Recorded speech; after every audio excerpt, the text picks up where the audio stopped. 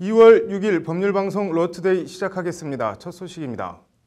이재용 삼성전자 부회장 집행유예 석방 항소심 판결을 두고 청와대 국민청원 게시판엔 해당 판사를 파면하라는 청원이 쇄도하는 등 거센 후폭풍이 일고 있습니다.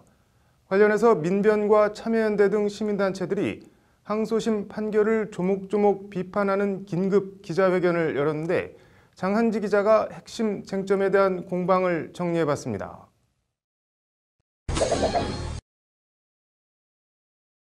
뇌물죄 성립의 전제는 부정한 청탁과 대가성입니다. 이번 사건에선 이재용 부회장의 경영권 승계 작업이 청탁의 대상이자 대가입니다. 항소심 재판부는 이에 대해 부정한 청탁의 대상으로서 포괄적 현안인 승계 작업의 존재를 인정할 수 없다고 판단했습니다. 승계 작업은 존재하지 않는다는 전제하에 존재하지 않는 승계 작업을 두고 청탁을 한다는 것은 성립할 수 없다는 것이 항소심 재판부의 논거입니다. 민변 등은 어불성설이라고 반박했습니다. 승계 작업이라는 단어가 존재하지 않는다 해서 승계 작업이라는 현안이 존재하지 않는다는 건 말도 안 된다는 겁니다. 승계 작업 없이는 삼성물산 제일모직 합병에 부당한 압력을 행사한 혐의로 징역 실형 판결을 받은 문형표 전 보건복지부 장관 등의 항소심 재판 결과를 설명할 수 없다는 겁니다.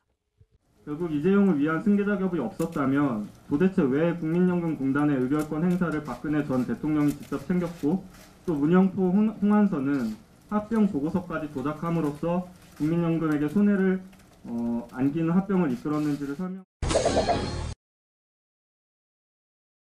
1심보다 뇌물 공여 액수 판단이 훨씬 낮아지긴 했지만 항소심 재판부도 승마 지원 용역비 36억 원은 뇌물로 판단했습니다.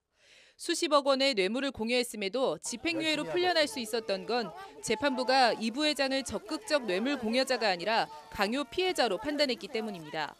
이 사건은 대한민국 최고 권력자가 삼성 경영진을 겁박하고 피고인들은 박 전 대통령과 최순실의 요구를 거절하지 못하고 거액의 뇌물 공여로 나아간 사건이라는 것이 재판부 판단입니다.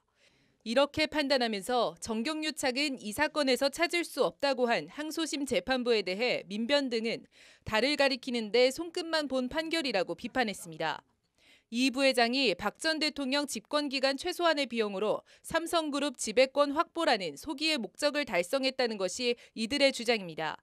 그것은 누가 누구의 겁박에 의하여 한 것이고 누가 일방적인 피해자였던 것이 아니라 각자의 사적 이익을 채우기 위하여 각자가 가진 권력과 금력, 사회적 네트워크와 국가 공공질서를 유용한 범죄 행위였던 것입니다. 민변 등은 이 밖에도 승마 지원 용역비로 해외로 빼돌린 36억 원에 대해 뇌물과 횡령 혐의를 유죄로 인정하면서도 정작 형량이 가장 높은 재산 국외 도피 혐의에 대해선 무죄를 선고한 점 등 항소심 재판부 판결을 조목조목 비판했습니다. 이번 판결은 모든 국민은 법 앞에 평등하다는 헌법 제11조 1항을 어긴 오직 이 부회장을 풀어주기 위한 막가파식 위헌적 판결이라는 게 시민단체들의 주장입니다. 모든 국민은 법 앞에 평등하다. 이재용 부회장 판결이 사회적 신분에 따른 불평등한 법 적용이라는 해묵었지만 묵직한 화두를 새삼 다시 우리 사회에 던져주고 있습니다. 법률방송 장한지입니다. 네, 어제 이재용 삼성전자 부회장 2심에서 집행유예가 선고된 직후부터 담당 재판장 정형식 부장판사의 이름이 줄곧 포털 검색어 순위 1위에 오르내리며 관심이 뜨거웠습니다. 청와대 국민청원 게시판에는 정 부장판사가 그동안 내린 판결에 대해 특별 감사를 실시하자는 등의 청원글이 올라와 하루 만에 청원자 수가 10만 명을 넘기도 했습니다. 이재용 부회장 재판 결과를 국민들은 왜 이렇게 납득하지 못하겠다는 건지 정한솔 기자의 심층 리포트 보시겠습니다. 오늘 오후 청와대 국민청원 게시판입니다. 이재용 삼성전자 부회장을 집행유예로 풀어준 서울고법 정형식 부장판사를 파면해달라는 청원이 하루 만에 수백 건이 올라왔습니다. 돈이면 다 되냐는 식의 직설적인 표현으로 비난하고 있습니다. 간간히 정형식 판사 판결 존중 글이 달려있긴 하지만 절대 다수는 정 부장판사를 비난하는 내용입니다. 정형식 판사의 판결을 특별 감사해달라는 제목의 청원엔 이미 10만 명 넘는 사람들이 동참했습니다. 청와대 국민청원 게시판이 열린 후 가장 빠른 속도입니다. 상식과 정의, 국민을 무시하는 부정한 판결이라는 청원자의 주장에 시민들이 공감하고 있는 겁니다. 돈이 우연히 건너간 것도 당연히 아니고 말 구입 용역비로 의도적으로 송금한 겁니다. 그런데도 재산을 해외로 빼돌릴 도피의 범위도 도피도 없었다는 것이 재판부 판단입니다. 민변 등이 술은 마셨지만 음주운전에 해당하지 않는다는 식의 전형적인 견강부회 판결이라고 비판하는 이유입니다. 분명히 말씀드립니다. 국민적인 상식에 어긋나는 판결에서 드는 법리들은 고차원적인 판결이 아닙니다. 엉터리 판결입니다. 재산 국외도피 형량은 도피액이 5억 원 이상일 때 5년 이상의 유기징역에 처하도록 하고 있습니다. 집행유예는 3년 미만 징역형에 대해서만 함께 선고할 수 있습니다. 말 용역비 36억 원이 유죄로 인정됐다면 이 부회장은 원초적으로 집행유예로 풀려날 수 없었다는 얘기입니다. 뇌물 공여 의사는 있었지만 재산을 해외로 도피시키려는 의사는 없었다. 이렇게 판단하는 것도 굉장히 기계적이고 일반인들의 어떤 상식적인 판단에도 좀 벗어나는 판단이 아닌가 생각이 듭니다. 또 다른 측면은 양형의 형평성입니다. 국정농단 사건 관련만 해도 당장 안종범 전 수석 등에게 5,900만 원 상당의 뇌물을 준 혐의를 받는 박채윤 씨의 경우 1심에 이어 항소심에서도 징역 1년을 선고받고 복역 중입니다. 이재용 부회장의 경우 이러니 저러니 해도 뇌물 공여액이 36억 원이 넘는 엄청난 액수입니다. 재벌 회장들에 대해 천편일률적으로 3년 미만 징역, 5년 미만 집행유예를 선고한다 해서 이른바 3호 재판이라는 비아냥까지 들어온 우리 법원. 그런 법원에 대해 그러면 그렇지 하는 시민들의 냉소입니다. 집행유예가 나오지 않았을까 예상을 했는데 아니나 다를까 집행유예가 나와서 하지만 삼권 분립이 엄연한데 청와대 게시판에 특정 판사 파면을 촉구하는 청원을 올리는 건 바람직하지 않고 실제 그런 일은 가능하지도 않다는 지적도 있습니다. 재판부로서는 사실 고민이 많았을 겁니다. 삼성이 아무 대가 없이 돈을 주지는 않았을 것이고 그렇다고 해서 여론으로 판단한다는 것은 상당히 부적절하고 사법부의 독립을 흔드는 행위입니다. 법관들 사이에서도 국민이 납득하기 어려운 판결이라는 지적이 나오고 있지만 법원은 정형식 판사 청원 글에 일절 대응하지 않기로 한 것으로 전해졌습니다. 이재용 부회장이어서 무조건 구치소에 가둬놓는 것도 안 될 일이지만 이재용 부회장이어서 이재용 부회장이기 때문에 풀어주는 일은 절대 벌어져서는 안 될 일일 겁니다. 사법부가 국민으로부터 진심으로 사랑받고 신뢰받는 길은 공정하고 정의로운 좋은 재판의 실현에 있다. 김명수 대법원장의 말입니다. 법률방송 정한솔입니다.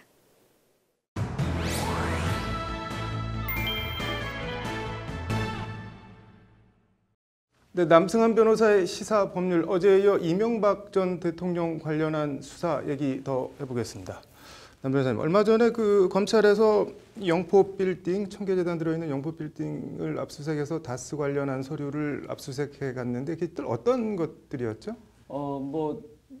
보도에 의하면 BBK 금융거래 정보, 네. BBK 관련 현안 보고 같은 문건이 있었다는 것이고 또 네. PJ 진술조서, 아마 김백준 진술조서가 아닐까 이렇게 생각하는 것 외에 또 이전 대통령이 청와대 시절의 문건 등이 여러 가지가 있었다 이렇게 보도되고 있습니다. 지금 그 문건 중에 하나가 청와대에서 다스 경영 관련한 걸 보고를 받은 그런 문건도 있다고 하는데 이명박 전 대통령 측 해명 같은 거는 나온 게 있나요? 네, 이명박 대통령 해명이 조금 잘 저는 이해가 안 되기는 합니다만 일단 청와대 문건이라는 건 인정하는 것 같습니다. 그러면서 청와대에서 이사를 앞두고 개인 짐으로 실수로 분류해서 이쪽으로 가게 된 것이다. 이런 취지로 해명을 했습니다.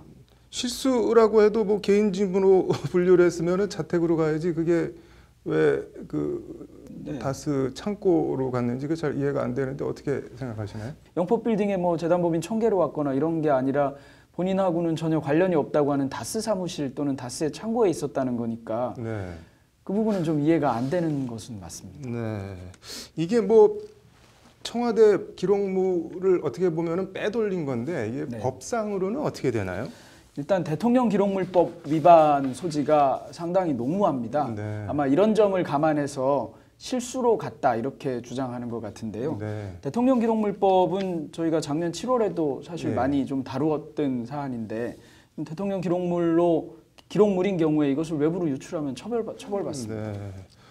지금 이 전 대통령 측은 오히려 그게 대통령 기록물이니까 검찰이 그걸 뭐 갖고 있으면 안 되고 대통령 기록관으로 보내야 한다 이렇게 주장을 하고 있는데 이거 뭐 맞는 주장인가요? 어떤가요? 기록물이 생성된 뒤에는 이관하거나 네. 또는 공개 여부를 지정을 해야 되거든요. 그래서 뭐 어디로 이관하거나 또는 비공개 여부로 지정할 때 뭐 몇 년 비공개로 할 것인지 이런 걸 지정해야 되는 절차가 있는데 네. 이 절차는 대통령이 하도록 돼 있습니다. 네. 그러니까 전직 대통령인 이명박 대통령이 나 때 만들어진 문건이니까 내가 지금 지정하겠다 이렇게 얘기할 수 있는 것으로 법문상 해석되지는 않습니다. 이게 그러면은 검찰이 압수수색한 거를 뭐 수사나 재판의 증거로 쓸 수가 있는 건가요? 어떤가요? 네, 이거는 쓸 수 있을 것 같습니다. 네. 그 위법 수집 증거이냐 여부가 사실은 네. 좀 문제가 되는데요. 영장에 어떻게 기재했는가에 따라 이게 위법 수집 증거인가 아닌가가 문제가 될 수 있는데 대통령 기록물이 외부로 유출됐다는 전제하에 압수수색을 했으면 네. 그 경우는 당연히 증거로 쓸 수 있습니다. 뭐 대통령 주장대로 대통령 기록물이 원래 밖으로 나가면 안 되니까 네. 나간 것을 증거로 쓸 수 없다 이렇게 얘기하면 대통령 기록물 관리법 위반에 증거로 쓸 수 있는 기록물은 하나도 없습니다. 국정원 특활비, 다스 비자금, 뭐 실소유주 이거 수사 방향이나 뭐 좀 전망을 해보면 어떨 것 같으세요? 다스 비자금 실소유주 문제 같은 것은 지금 드러나는 상황 봐서는 많이 밝혀진 것이 아닐까 이런 생각이 들고 특히 그런 점에서 또 특활비 관련해서 방조범을 기소하면서 정범을 공범으로 공소장에 기소한 것 이런 것을 보면 검찰은 기소하겠다는 뜻을 분명하게 밝힌 것으로 보여서 뭐 올림픽이 끝나는 시점 이쯤 되면 한두 가지가 기소가 벌써 이루어지면서 좀 전모가 드러날 것으로 생각됩니다. 평창 동계올림픽이 끝나면은 검찰이 뭐 아무래도 이 전 대통령을 부를 것 같다는 전망이 여기저기서 나오고 있는데 그때 또 어떻게 되나 또 봐야겠네요. 잘 들었습니다. 네, 우리 속담에 호미로 막을 걸 가래로도 못 막는다는 말이 있습니다. 제 꾀에 제가 넘어간다는 말도 있습니다. 오늘의 판결은 딱 이런 얘기입니다. 2016년 11월 50살 A씨는 술을 마신 상태에서 친구와 함께 울산의 한 편의점에 들어갔다가 점주와 시비가 붙어 소란을 피웠다고 합니다. A씨는 이후 편의점 앞에 세워둔 자신의 차를 타고 가버렸고 A씨 친구는 술이 그래도 덜 취했던지 죄송하다, 술에 취해서 그렇다, 소란을 피워 미안하다고 여러 차례 점주에게 사과를 했다고 합니다. 그러나 점주는 A씨의 음주운전을 경찰에 신고했고 A씨는 2km 정도 떨어진 자신의 집 근처에서 경찰에 적발됐습니다. 적발 당시 A씨는 차 옆에서 술 냄새를 풍기며 비틀거리고 있으면서도 경찰의 음주 측정을 거부했다고 합니다.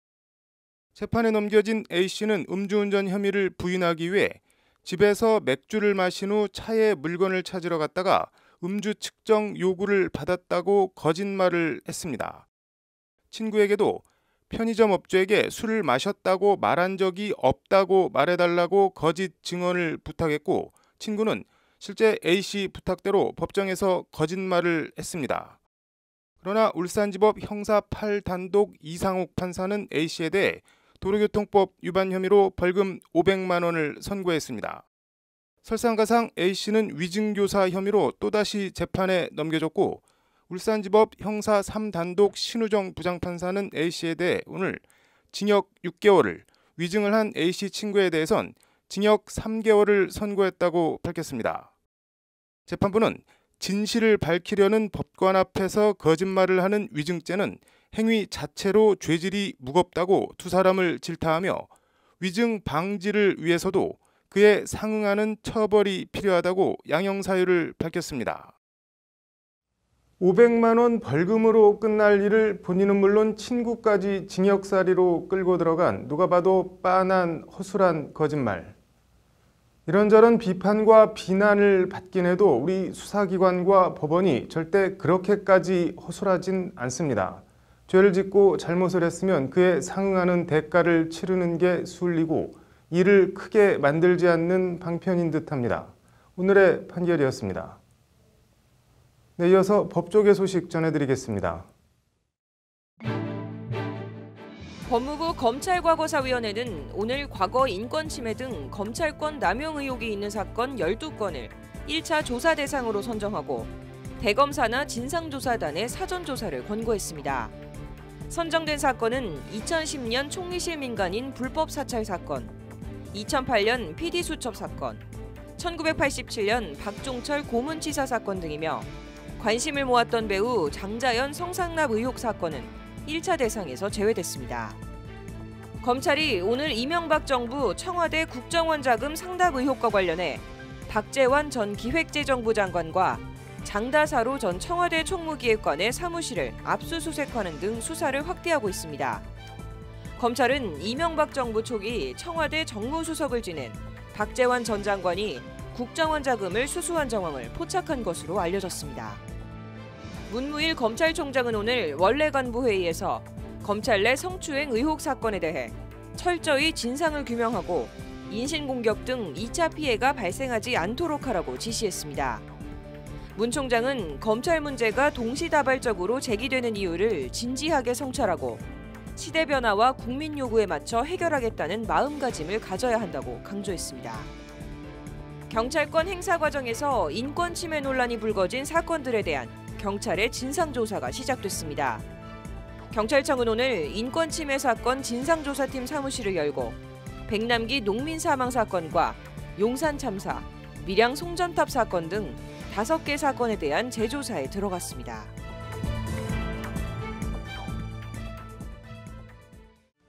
(2월 5일) 법률방송 러투데이 마치겠습니다. 시청해주셔서 고맙습니다.